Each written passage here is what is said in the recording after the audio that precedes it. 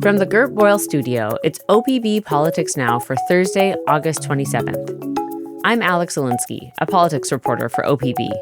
Last week on the show, we shared an episode from our friends at OPB's Evergreen podcast, and we're doing the same this week. It features a story I worked on about the life and legacy of a Portlander who was killed earlier this year. It's heavy, but a reminder of how beloved civic leaders can come in many forms. Enjoy the podcast. I became really enamored with all of the potential goodies that you could find in a dumpster. This is Becky Lange. In her late teens and early 20s, friends introduced her to the delightful pastime of dumpster diving. You know, like Forrest Gump, life is like a box of chocolates. No, life is like a dumpster. You never know what you're going to get.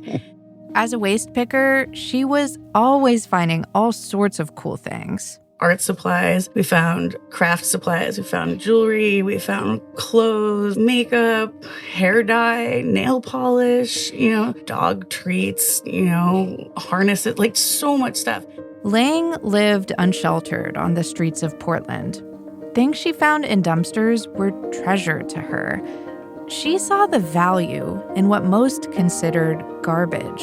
I would like people to reassess the value of the items that they're throwing away, just like I would like society to reassess the value of the people that we tend to throw away because we don't see the value that they have. On May 22nd, 2026, an acquaintance allegedly hit Lange in the head with a metal rod and left her crumpled on the sidewalk in Portland's Old Town. She died 12 days later. Becky Lange was 44 years old. Her impact, the way she fought for the rights of unsheltered people, was felt all around the city. She was always someone who was trying to fight for the dignity and respect of everyone, regardless of their housing situation or what substances they may be using or have used in the past or her mental health situation. I want her to be remembered for her ability to take anything and turn it into something beautiful. Becky, to me, really represents still the notion that charity and services are not enough. All of the shelters in the world can't fix the problems that we have if we don't give people purpose and if we don't let them do it. From the Gert Boyle studio, I'm Jen Chavez, and this is The Evergreen, a podcast from OPB about the place you call home. Today, the story of Becky Lange, who she was and how she shaped Portland amid a housing shortage and homelessness crisis that have gripped the city for more than a decade. Anyone who knew Becky Lange knew her as a civic leader and advocate for overlooked, struggling Portlanders, including OPB reporter Alex Zielinski. I met Becky 4 years ago in July 2022 when I was working at my previous job as the news editor at the Portland Mercury. Alex was working on a story about villages run by houseless people that were popping up and what role they played. At a time when the city had been considering opening up new kind of tiny home villages while simultaneously destroying villages that other folks had made and kind of what that impact had on people living there. Around this time, Lange had recently been forced out of an apartment to make space for her roommate's boyfriend, and she couldn't find another rental in her price range. That's when she created and started living at Hamlet 33, a refuge that was meant to be part of a solution to chronic homelessness. This was the tail end of the COVID pandemic when homelessness really took off and skyrocketed in Portland. And there weren't many shelter options or even housing options for folks. So in response, we saw people without stable housing really start forming their own kind of ad hoc tiny village communities. It was this kind of cluster of tents and structures on a triangular grassy piece of public land bordered by 3 streets in Northeast Portland. It was formed to be a haven for people experiencing homelessness. Seeking some stability while living outside, seeking community and safety and kind of that community itself. Hamlet 33 became a landing place for folks to think about their next steps, like, how am I going to get into affordable housing? Or how am I going to get food for the next week? That's the sort of community Lange built for folks. She also created a community garden there. In 2022, just before Alex met Becky Lange, Hamlet 33 had been destroyed by city contractors who removed homeless encampments on public land. She was not in a great headspace. She was able to explain to readers at the time that the damage that those kind of camp sweeps have on people who are living outside, not just physical damage, but damage to that kind of stability and path that those spaces offered. And even though something tragic had just happened to the place Lange called home, Alex says she was still bubbly and cheerful. And full of energy and joy for someone going through something really hard. She seemed really resilient. It's so hard to put myself in the position of, someone who had just had all their possessions taken away by the city and their things they worked on destroyed. But I can't imagine being so welcoming to a stranger, like a reporter, coming up and asking questions. You could tell that she really cared about the place that she had built there and the community too. She was heartbroken for what had happened to the people who had been living there alongside her.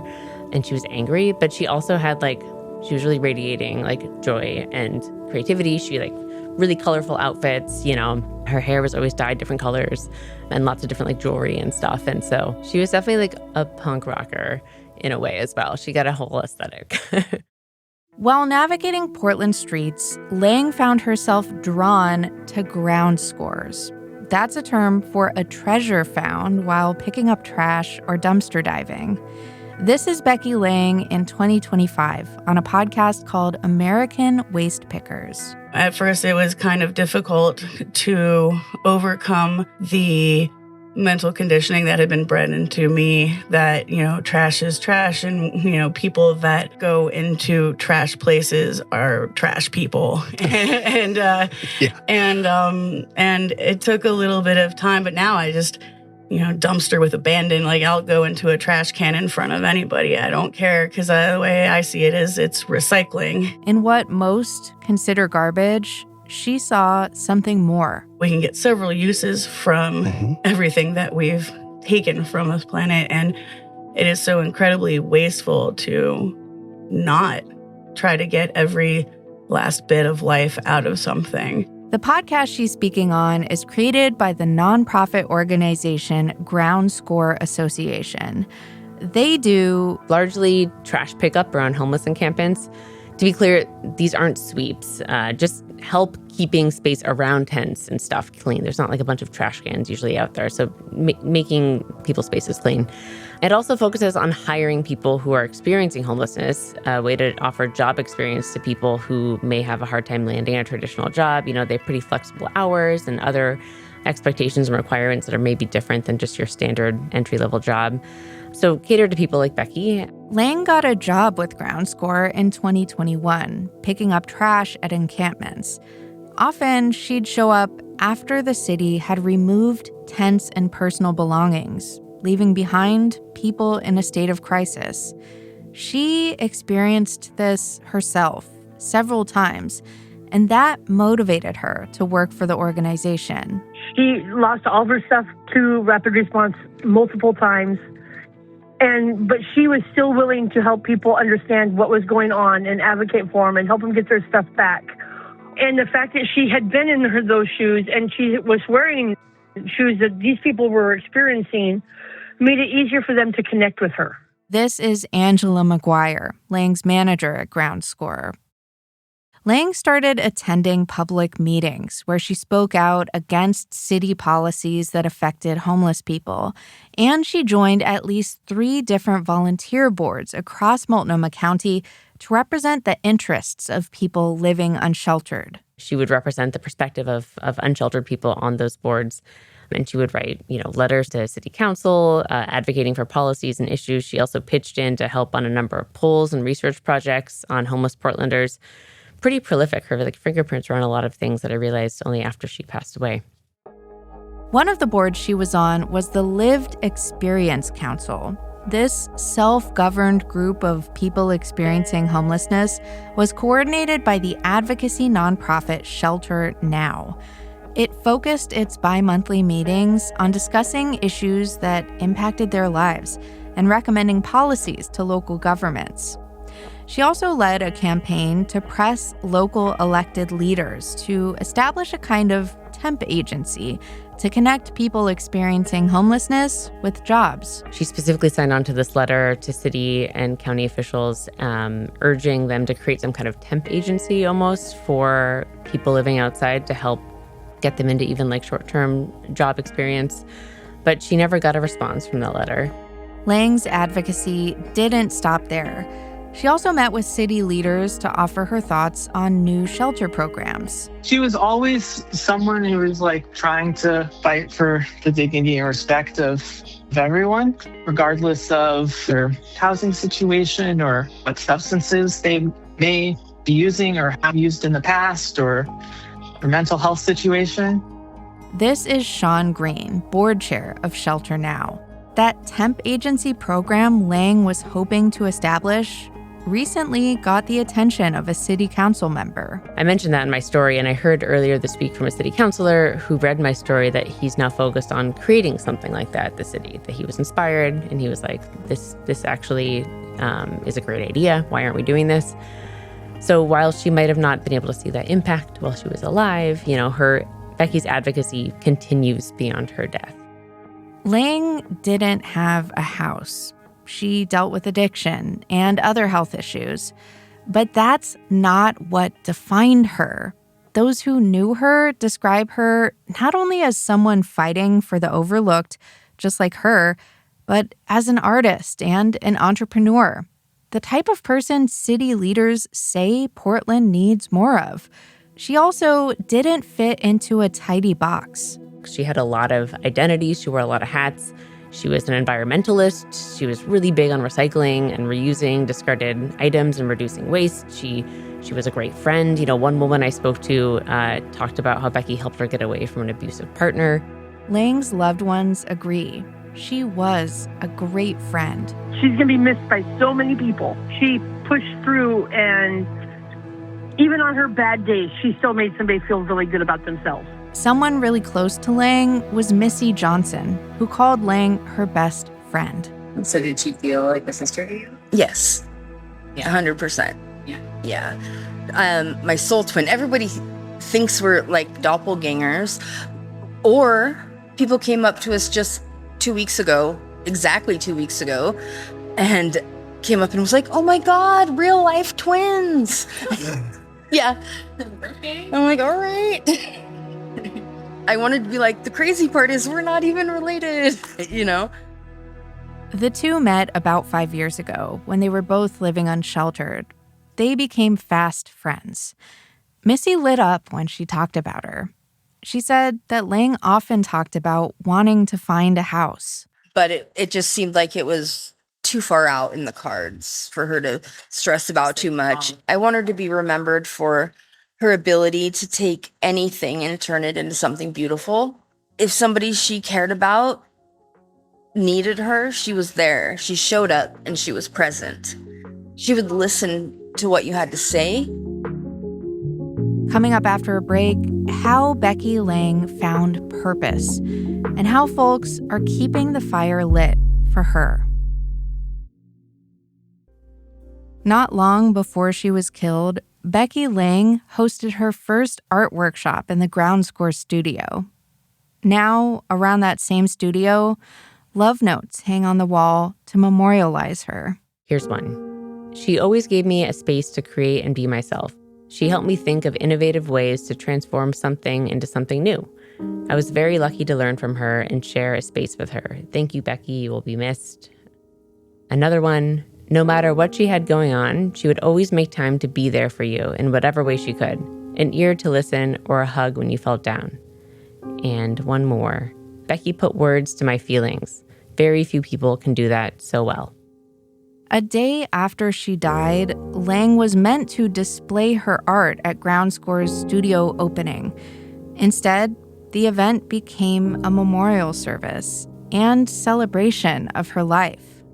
There was a bunch of her art on display, tie-dyed shirts, pieces of discarded tent fabric sewn together to make kind of almost like a stained glass panel.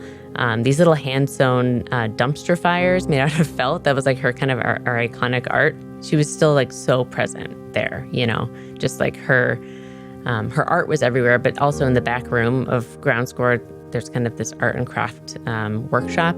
And she had this huge bin with her name on it with all of her half-finished projects there still. There were a bunch of signs that had her handwriting about rules for the room, and here's how to use this tool. And it was clear she was still very much in that space. Lange's younger sister, Jen, teared up as she walked around the room, reading the notes and talking to people who knew Becky. Jen lives in Pennsylvania and flew out shortly after the attack to sit by her sister's bed in the intensive care unit. They had a hard childhood. Their mother died before they were teens, and the woman their father remarried wasn't kind. We didn't have a family, really, that she would want to come back to. They'd remained close in adulthood, but had recently gone a year without talking. Before the attack, Jen said she and her sister had just started reconnecting. I've been kind of rediscovering who my sister's become over the past week or two, and listening to all of the people who really love her and who she's shown up for, and so that's been really great to see that. She said Lange moved to Oregon after graduating from Penn State University in 2006. Lange wanted to pursue journalism and seek new opportunities. That didn't end up happening, but Lange found purpose in the work she did do. She had really strong principles. She did the damn thing, she did it under circumstances that people would crumble under. She chose to stay with the community and fight with the community and grow the community and teach the community, and raise the community up on a lot of different levels. You can tell Lange had a strong sense of empathy and applied her lived experience to her work, despite all the struggles and odds stacked against her. It takes a lot of strength, a lot of dedication. It's clear that the care for her community really kept her engine running, really filled her tank. She might have put her own needs on the back burner in the process, right? That she was prioritizing others ahead of herself. And maybe that felt more like a priority.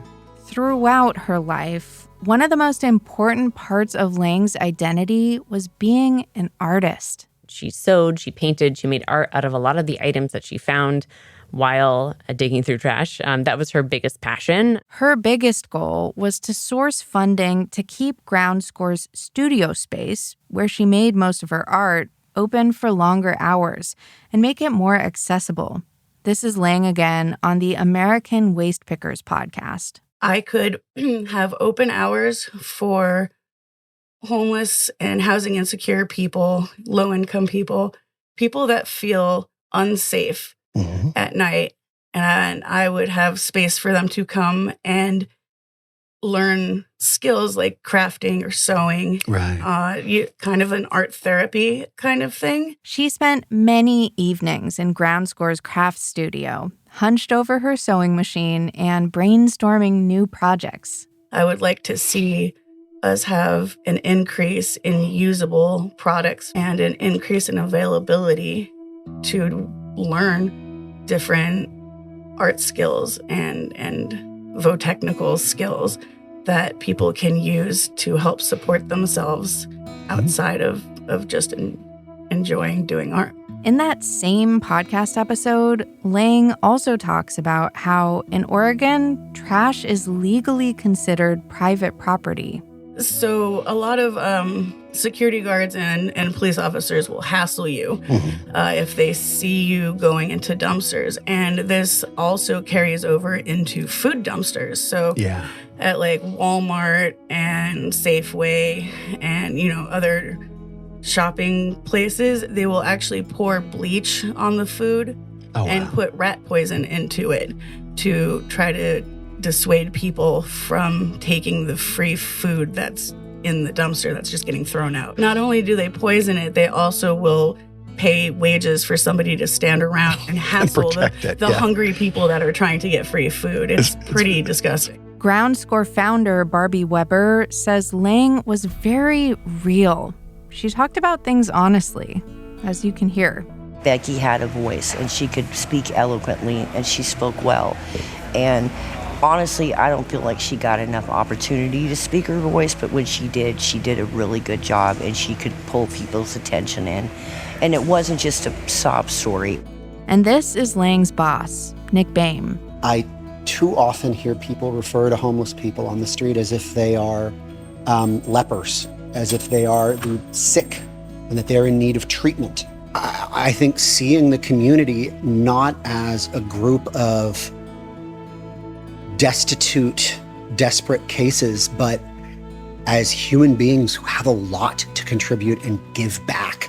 She brought so much to the community, just in terms of being able to express herself and inspire other people to express themselves. He fears that the story of Becky Lange's life is going to get caught up in the story of her death. That it is going to be another example of a homeless person who met an unfortunate end.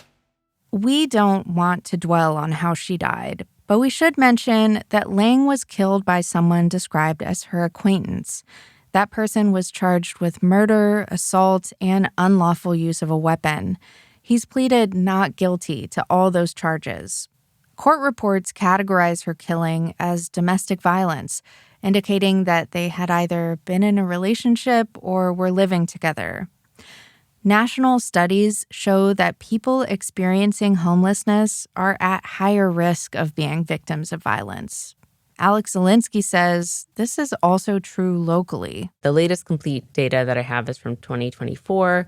Here's what I found, though. So out of the 372 people who died in Multnomah County while homeless in 2024, 18 of them were killed by another person, or 5%.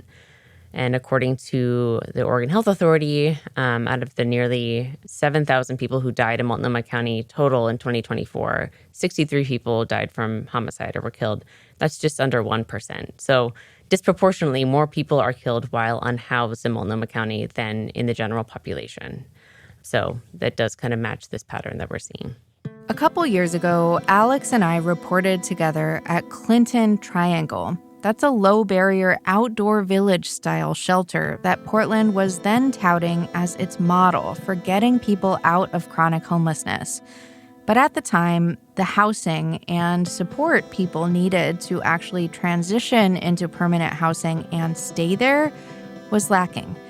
2 years later, we're talking about Becky Lange, who struggled to stay housed in Portland for years. I mean, it's worth saying that the city still has not found a sustainable way to help people living outside move into permanent housing. We still have places like the Clinton Triangle, which do appear to slowly be moving people into housing. Keyword, slowly. When Portland Mayor Keith Wilson entered City Hall last year, he emphasized building overnight emergency shelter capacity. So the city stopped investing in new outdoor villages. Now, city budget cuts have forced many of the overnight shelters to close. So we're in a familiar place at the city, no clear plan to address the city's homelessness crisis, but an ever-expanding homeless population. One thing that the mayor talks about a lot, which I thought about a lot with this story, is about the dangers of living unsheltered, how it makes people more vulnerable to illness, violence, death. Lange faced a lot of challenges trying to find consistent housing. She tried to get into permanent housing, but was pretty discouraged by barriers thrown at her, long wait lists. She wasn't able to bring her dogs into an apartment. She was priced out of rentals in Portland. She tried renting. It was too expensive. She was really trying. She was doing the work. She was checking the boxes, but just kept coming up short. So it's not clear how this pattern will change for other people. I think her story kind of exemplifies the fact that you can do all the right things and you can really care about your community in the process, but you still might not be able to find a home. Are there other things that you feel like Becky's experience and her life tell us about homelessness in Portland more broadly? Yeah, there's one thing that her boss at Ground Score, Nick Boehm, told me that really stuck with me, which was about how her life was an example about how important having purpose is to people living unsheltered. Becky, to me, really represents still The notion that charity and services are not enough.